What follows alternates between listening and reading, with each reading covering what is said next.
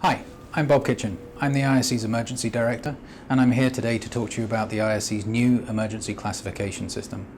This launch represents the culmination of more than a year's work to build a platform that drives rapid and coherent decisions as emergencies occur around the world. The new system is designed to handle the complexities of emergencies while also acknowledging the really important local response capacities we have within each of our country programs. It's built to be transparent, so all IRC staff can understand how emergencies are classified and response decisions are made. And critically, it's data-driven, so the system can learn and grow over time. I'm really proud of the IRC's new emergency classification system, and I'm happy that you're taking the time to watch this video so you too can understand what it is and how it works. Thank you. Hi, my name is Nina, and I work with the International Rescue Committee's Emergency Preparedness and Response Unit. I wanted to take a few minutes today to walk you through an important new tool that will shape if, when, and how our organization responds to emergencies around the world. So let's start with a question. Why do we need an emergency classification system in the first place? A classification system is essential because responding to emergencies is a core piece of the IRC's mandate. In order to respond efficiently, a classification system helps more effectively prioritize our emergency resources. Additionally, a new system will help us to communicate more clearly about emergencies, both internally among country teams and emergency responders, and externally to media, donors, and sister organizations. The new system will ensure that we are clear and consistent in how we communicate about each emergency as it occurs. And finally, as emphasized in the IRC 2020 strategy, a key pillar of emergency response is that it must be timely. The new system will empower more rapid responses by helping us decide if we will respond to an emergency and how to best prioritize resources. A key feature of our new classification system is that it is based on vast amounts of data, as you can see here. This allows us to learn from previous emergencies and ensure appropriate measurement of new emergencies. For details on each element of this data, please see the link for the technical notes at the end of the presentation. So in order to better respond to emergencies, our classification system addresses three key questions. First, how severe is the emergency as soon as it occurs? Second, what will the IRC do in response to the emergency? And third, how are the classification and response decisions made? This is key in order to ensure that all IRC team members understand the process, can share a sense of ownership in the decisions made, and then work together to execute those decisions. So how does it work? When an emergency takes place anywhere around the world, any IRC staff is encouraged to send an email to classification@rescue.org. The email should detail the type of emergency, its location being as precise as possible, and any available information along with its sources.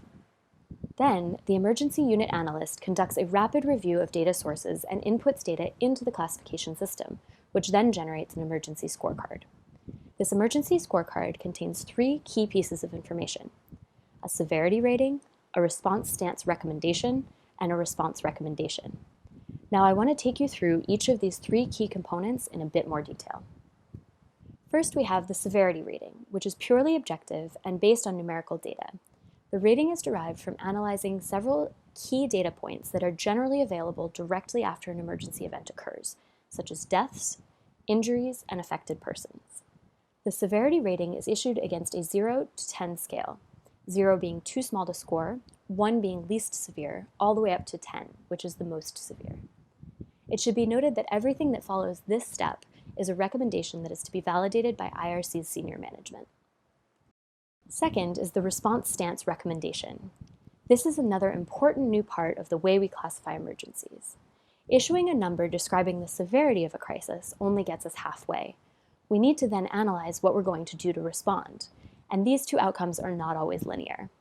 The response stance is based on a variety of indicators, including the severity rating, as well as an index for pre-crisis vulnerability that reflects the expected vulnerability of a population to not meeting IRC's 5 core outcomes prior to the emergency. The robustness of the IRC country program implicated in the emergency is also considered.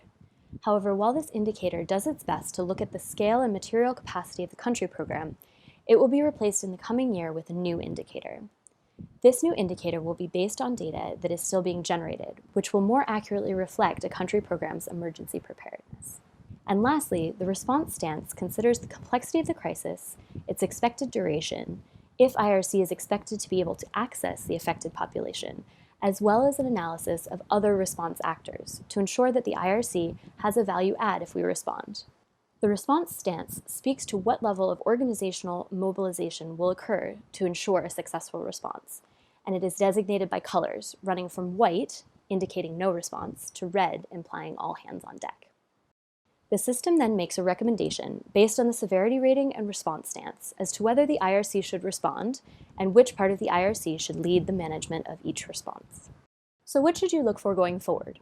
With every classification, you will always see a box with a number in it. The number indicates the severity rating, while the background is the response stance. The number shows how severe the emergency is, while the color shows how the IRC will respond. Once the scorecard is completed, it is reviewed by the EPRU director, then forwarded through to the Senior VP for IPD, copying the relevant regional director. The Vice President then reviews the recommendation. For responses in countries where the IRC is not currently present, David Miliband and the IRC co-chairs will review as well. Based on their consultation, Kiran will approve the recommendation or suggest alternative action. The classification is then published to the classification website, which is accessible to all IRC staff at classification.rescue.org. For emergencies rated 8 or above, an all-staff emergency declaration email will be issued. So what do the response stances mean, and what will they mean for you specifically? White means that we will not be responding. For example, the crisis isn't large enough to justify a response. We don't have access, or there are already enough capable actors in place to respond. Yellow means that a measurable emergency has occurred, but the country program has sufficient capacity to handle it and no emergency protocols need to be activated. Orange means that a serious emergency has happened and the country team needs support and reinforcements to ensure a successful response. This will include activation of select emergency protocols and the deployment of some regional and emergency team staff. Red essentially means all hands on deck. A catastrophic emergency has occurred, and the IRC needs to mobilize substantial reinforcements via regional and emergency team staff, and that all emergency protocols are immediately activated. Moreover, all HQ support units need to move onto emergency footing to support and empower the field. Now that a classification has been made, how is it kept up to date? For rapid onset natural disasters, the classification is updated and reissued every 12 hours, following the onset of the disaster. For conflicts, which tend to be more complex and relatively slow-moving, the classification is updated weekly. All updates are available via the website. Once issued, stances will last 6 weeks. Orange and red stances can receive a single extension depending on the situation at the 6-week mark. That gives the IRC 3 months to surge capacity and ensure success within the initial survival phase of a response. So now that you understand how the classification works, I'd like to outline the 5 ways that the new system will serve us better. First, the system is evidence-based. We have done our research, learned how emergencies have unfolded in the past, and matched this to how the IRC would like to respond in the future. Second, the system uses data to produce response stance recommendations. But that said, we are not tied to the computer. The IRC can use its experience and knowledge to make different decisions from what the system recommends. The system will learn from those changes, and each year the IRC senior management will receive a briefing to better understand where our decisions have parted ways with what the data has suggested. This will help us remain nimble but accountable going forward. Third, rapid onset classifications will be completed within 2 hours of an emergency. The system handles all the number crunching, which allows us to dedicate our bandwidth to making good decisions and moving forward quickly with helping communities survive. Fourth, our decisions are now transparent. All IRC staff can access this information through the site, and we're looking forward to engaging with everyone to ensure that every emergency that occurs in your country is classified quickly, and that you understand and embrace how we arrived at that classification. And finally, and the bottom line of our new system is it's based on data. This takes much of the politics out of difficult decision-making.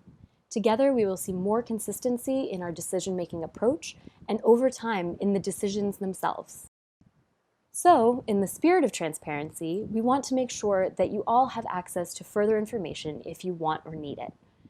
So through the links on this page, you can access the following: the classification website at classification.rescue.org to see what emergencies are currently classified and review their scorecards, the classification brief for further explanation, as well as the technical notes for in-depth information. I want to thank you all for taking the time to learn about the IRC classification system with me today. We want everyone to understand and engage with this new platform, so please feel free to direct any questions to classification@rescue.org.